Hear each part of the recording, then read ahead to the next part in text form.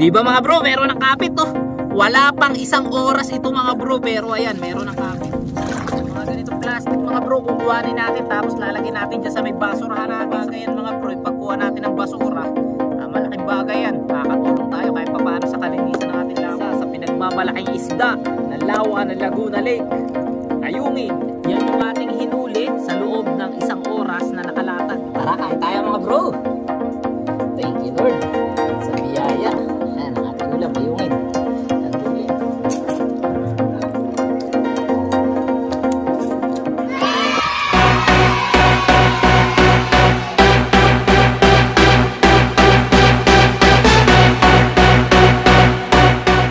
Yo, what's up? Good morning sa inyo lahat mga bro. Mapagpalang umaga sa ating lahat. Araw ng linggo at napakaganda ng panahon mula dito sa laot. So yan ang panahon natin mga bro. Matagal tayo na hindi nakapag-vlog ng umaga dito sa Kubo. Kaya sabi ko kay Kagawad kanina, ay Kagawad, ako'y kakalat kahit papaumaga na ng pang-ayungin. At ikaw, ibenta mo na yung mga huli natin sa Skylab. Kasi kadalasan mga bro, pagka nga tayo ay nangingisda dito sa laot, kadalasan gabi ang ginagawa natin, no? Alas 3 na madaling araw.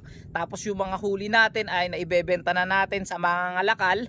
Dahil minsan hindi talaga tayo makaubos pagka nilalako natin yung ating mga huli na isda. Kaya yun, naisipan ko ngayong umaga, sabi ko ay kakalat tayo ng ng lambat na pang-ayungin. Yun nga lang, hindi natin aasahan na madami yung ating mauhuli ngayong umaga. Dahil kumalat tayo, naglatag tayo ng lambat ng alas 5 na ng umaga yung papaliwanag na. At ang oras ngayon ay 5:45. So meron na siyang 45 minutes na nakalatag. At titingnan natin kung meron na siyang huli sa 45 minutes na yun. So bakit nga ba tayo kumalat ng ganong oras at sandaling-sandali lang? So pwede naman natin ikalat ng kagabi yun. Bakit hindi natin ginawa? Kasi mga bro, ngayon ay sobrang dami ng water lily na nagkalat. Ayan, kung mapapansin nyo sa ating likuran ay madaming water lily. So medyo kalma lang ang lawa, kaya hindi siya tinutulak ng hangin papunta doon sa ating lambat. Pero syempre pag umihip ang hangin, ay naku, yan ay tatama sa ating lambat at malaki ang posibilidad na masira yung ating mga lambat. Kaya ang tawag dito sa kalat na ito ay parang agaran. Kumbaga pagkakalat mo, antay ka lang ng sandaling oras, samsam na tayo, no? Yan, ngayon kasama natin yung ating aso. Ayan, si Ami. Yan, ang aso nating mataba. Ngayon mga bro, ay si Kagawad hindi na natin aantayin. Sasamsamin na natin yung ating lambat. Dahil baka sumimoy nga ay malakas na hangin, nag-aalala ko. Kaya yon, samahan nyo ako sa video na to, sa ating pangingisda. Let's go! Mga bro, kung mapapansin nyo yung mga water lily, ayan, ang dami. Yan, tapos doon, marami pa. Tapos sa laot, madami pa rin kalat-kalat. Ayan. Dito tayo sa landing ng ating kubo, no? So tingnan nyo mga bro, ang dami niyang water lily na. So ang latag natin na lambat nandoon. Papunta dun sa may Skylab ni Kagawad Melbex. Ngayong umaga mga bro, amihan na simoy ng hangin, pero yun nga, medyo kalma. Kaya yung mga water lily na to ay papunta dun sa ating lambat. Di na natin nahayaan na makarating itong mga water lily ito sa ating lambat. Dahil yun nga, sasandal yan doon sa ating lambat So yun, pwede na siguro tayo na manamsam ng ating lambat. At tingnan natin kung meron siyang kapit, may huli siya sa loob ng isang oras. Ilagay na natin sa isang oras, no? Kasi siguro makakapagsimula tayo mag-aalas 6 na. Ayan, tara! So ilagay muna natin dito yung ating cellphone sa unahan. Dahil maganda ang kuha ng camera dito, no? Siyempre, lalagyan natin yan ng lock mga bro. Dahil baka mahulog yan. Mahirap na. Yun. Tapos nakakonek yan dito sa ating cellphone. Wait lang. Ayan, okay ba ang ating camera? So sana wag malaglag yung ating cellphone. Pero kung malaglag man, nakatali naman mga bro. Mababasa lang yung ating cellphone. Pero okay na yan. Ingat na lang tayo, no? Maganda yung pagkakapwesto nyo dyan sa unahan. Kumbaga kitang kita, no? So tara, babalutin natin yung ating lambat. Naku, wala tayong panlimas mga bro. May tubig. Panlimas. Wala nga tayong dalang panlimas. Mamaya na lang, wala namang ulan. Tara mga bro, simulan na natin yung ating pangingisda. Punta na tayo sa ating lambat. Let's go!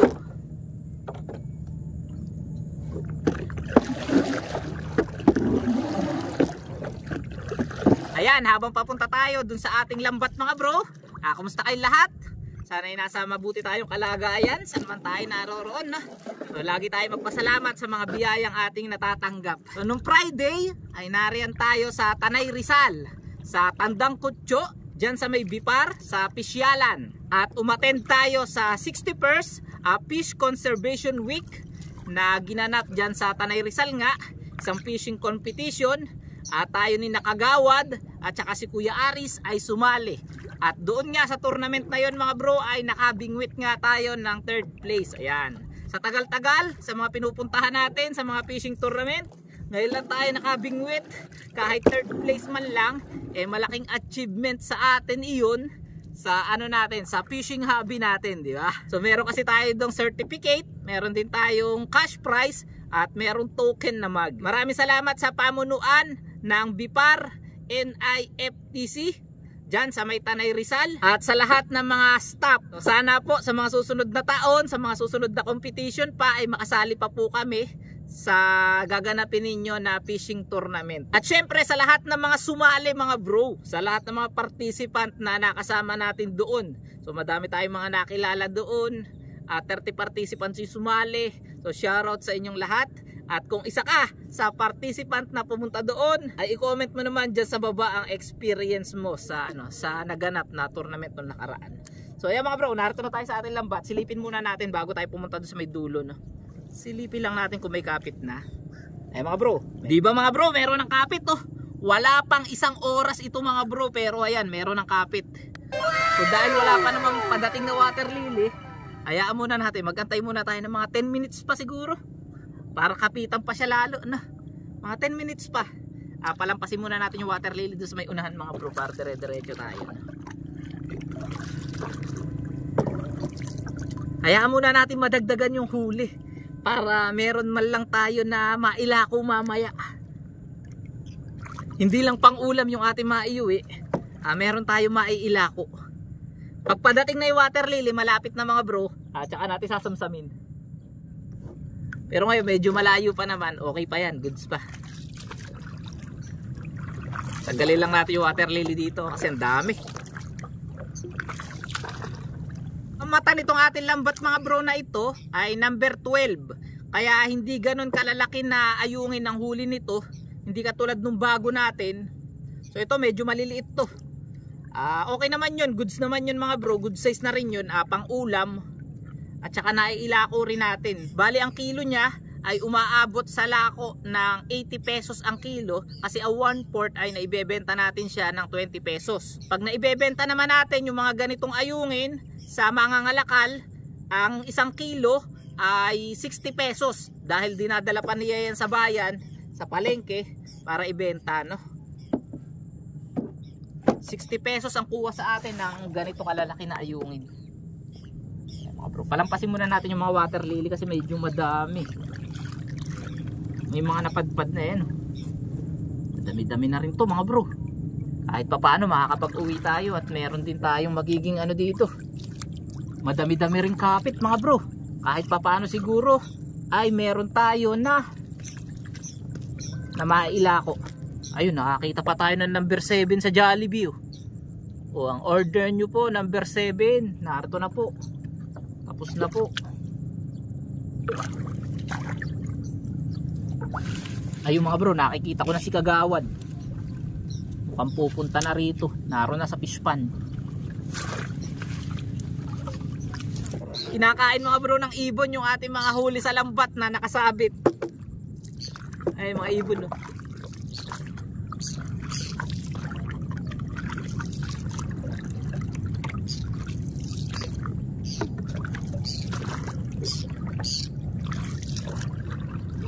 Dahil water lily mga bro. Okay lang marami water lily. Ang mahalaga may huli.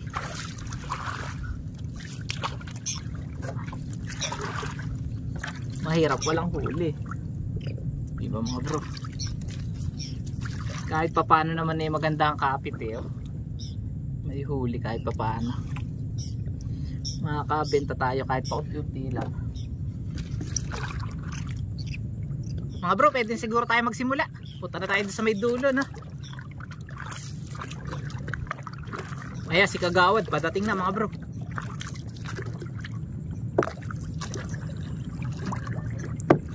O bro, eto, sama na natin si Kagawad. Tali muna natin dito yung ating bangka para makasama si Kagawad sa ano, sa vlog. Ayan, may dalang plastic, lagay na ayungin. Hindi ko na nailatag yan na. Pakabuti na water lily. Bali ang kinalat natin mga bro. Nasa ilang banatan ba? 5. Kaya Kagawad, good morning. Ayan, Good bro. morning mga bro. Tignan ko nga kung kita. Kita yan. Kita yan. Asa ba? Ano, samsam na ba tayo? Tara na mga bro, samsam na tayo. Hindi natin yung Kagawad na sagwan. Siya ang taga-sagwan sa likod na. O mga bro, meron agad do. Wala pang 1 oras na nakalatag mga bro. Wala pang 1 oras.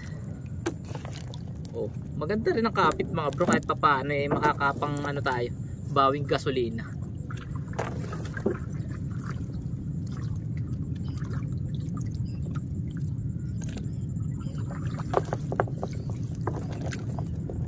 Oh, mga bro.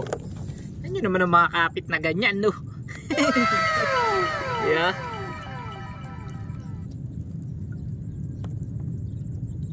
Yun nga lang mga bro.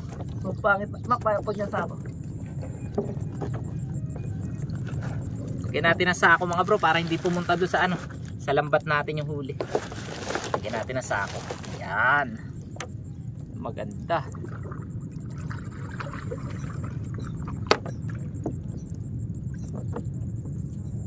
Pagilid ang agos eh, kaya hindi gumagalaw ang water lily. Pero kung palaot ang agos na yan, mga bro, kung ito siguro nakakalat kagabi pa, madami itong uhulihin. Pero yun nga, hindi pwede mga bro. May mga suki kasi tayo mga bro dyan eh, na nag-aantay din ng ayungin. Kaya kailangan ano, may kalat din tayo ng umaga. Kaso may nagtitinda na rin dyan mga bro. Hindi lang tayo nagtitinda, hindi lang tayo naglalako.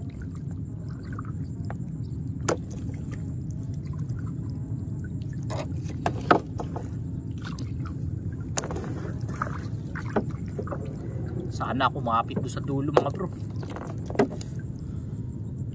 Kumakapit maganda ron sa may Skylab ni Kagawad Melbex eh.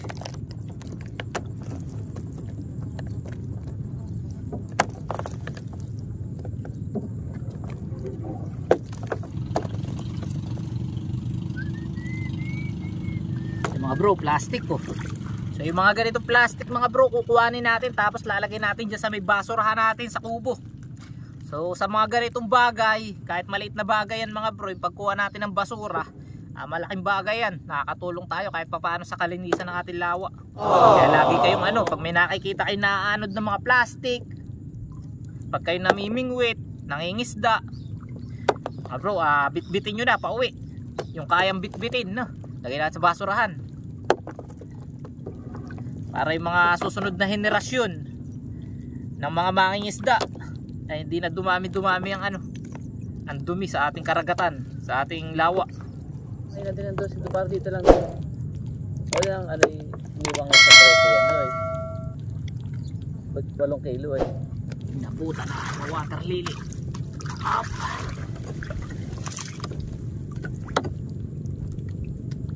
Ba, puro palmulib mga bro, nakukuha natin ah. Mukhang mabenta ang palmulib dito sa ano ah, sa Laguna Lake ah.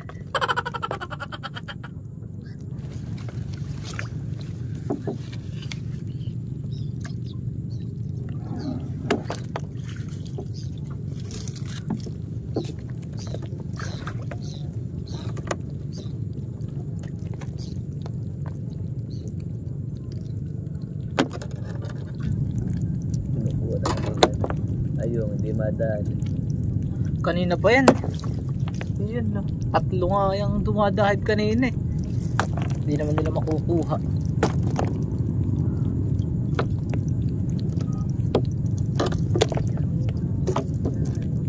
Yung ganitong pangangalat mga bro, yung maraming water lily, nagagawa lang natin ito pagka kalma ang lawa. So hindi natin magagawa ito pagka yung ano, pag malakas ang hangin.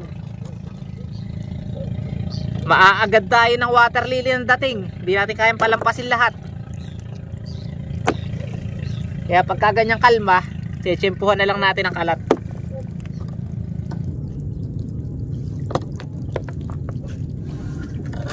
Ay mga bro, may balaking ano, may balaking kahoy oh. Eto mga bro, yung delikado sa mga bangka pagka ano, ayan oh. Yung ganito kalalaking bato. Ay bato. Yung ganito kalalaking kahoy mga bro, ito yung delikado sa ano. Pag nabangga mo yan at tumama sa yung propeller sa hélice, posible na ano, na mabali ang iyong hélice, maputol yung ehe katulad nung nakaraan, naputol yung ehe natin. Sa isang linggo mga bro, may papagawa na natin yung ating ano, ating bangka. Dahil sahod sa YouTube. Pagpapagawa natin ng bangka mga bro, para mapaayos natin yung ating ano. Magamit na natin yung malaki, may katig, magandang gamitin yan pag malalaki alon.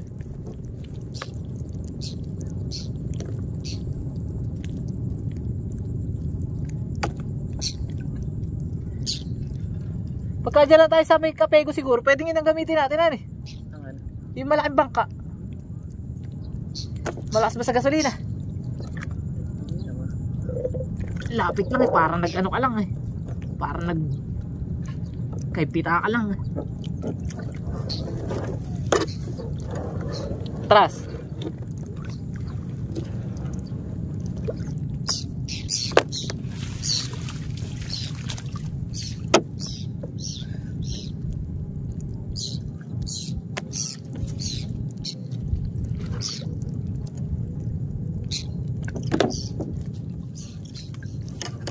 Yung mga bro, tikit-tikit to.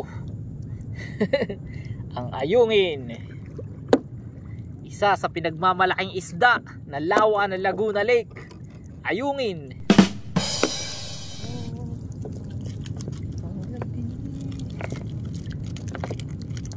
So mga bro, ito yung mahirap tanggalin sa lambat to. Yung mga nasunog na ano, na plastic.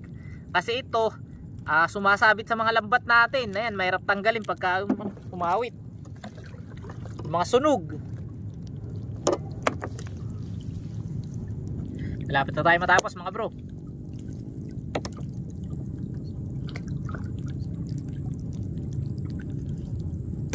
Katsagarin mga bro, makapambenta man lang ng mga 4 na balot eh, tsaka may ulam na tayo eh, di okay din. Bawing-bawi ating gasolina.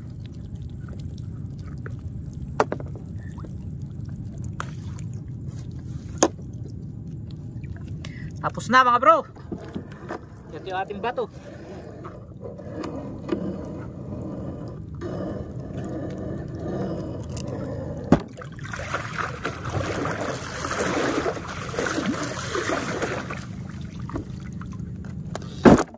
Yan mga bro, papunta na tayo sa kubo at uuwi na rin tayo. So pakita ko sa inyo yung ating huli. Yan, ito na yung ating mga huli na ayungin. Ayan mga bro. Oops, medyo madami rin. Siguro mga ano mga bro, kulang-kulang 2 kilo. Ayan na. Yan yung ating hinuli sa loob ng 1 oras na nakalatag yung ating lambat. Ayan na. Tapos mga bro, ito naman yung mga sumabit na basura sa ating lambat oh. Ayan. Mga palmolive, may mga ano ng chichirya, straw. Lalagay natin yan saan? Sa basurahan. Ayan, pupunta lang natin yung ating bangka. At isasakay natin si Kagawad doon. Tapos babalik na tayo sa kubo. So, Kagawad, may shoutout ba tayo dyan? Ayan, shoutout sa ano, sa bisita ni paring Lito, ang Lito Binadas. Ayan, mga tiga-taytay, shoutout po sa inyo lahat. Ayan, maraming salamat po sa panonood. So, si Kuya Noel yung isa, hindi nakalimutan ko pangalan ng isa. Ayan, shoutout sa inyo. At syempre, shoutout din nga pala sa mga classmate ko. Ayan, sa Catalino, sina Maring Judy, Maring Lay, Jenny Lynn, and Rhea, Maring Rhea, Alorpida. Ayan. So shoutout sa inyo, na picture namin, papasa ko. Mata nakita ko eh. Yun. So eto na mga bro, ang ating bangka. Sasakay natin si Kagawad. So itong bangka natin na to mga bro, medyo maliit lang kasi to. Kaya mahirap tong gamitin pagka malalaki yung alon. Kaya talagang aayusin na natin yung isang bangka na may katig para syempre pagpapalaot tayo at malalaki yung alon, safe na safe tayo no? So ito pang ano lang to eh, pamabilisan natin na magpagra-round eh.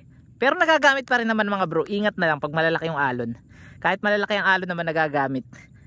Pero syempre sasamahan na natin ng ingat. Ayan, talim PH yan. Ayan mga bro, ilalagay na natin yung mga huli natin na ayungin sa plastic.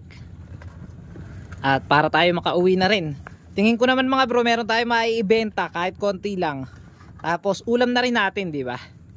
Ayan ang mga water lily mga bro. Ang dami oh. 1 hour later. Paing tayo. At eto na yung uli natin na ayungin. Naipangat natin sa luya. Isa sa masarap na luto sa ayungin. Ayan, pinangat. Tapos ito yung ating kanin. Tapos meron pa tayo natira kagabi na kanduli na prito. Ayan oh. Tara, kain tayo mga bro. Thank you Lord sa biyaya. Ayan ang ating ulam, ayungin. Kanduli. Kain. Sarap.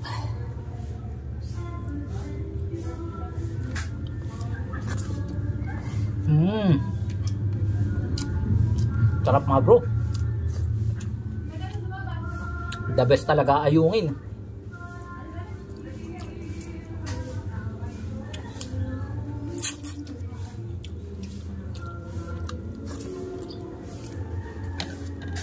Kanduli mga bro.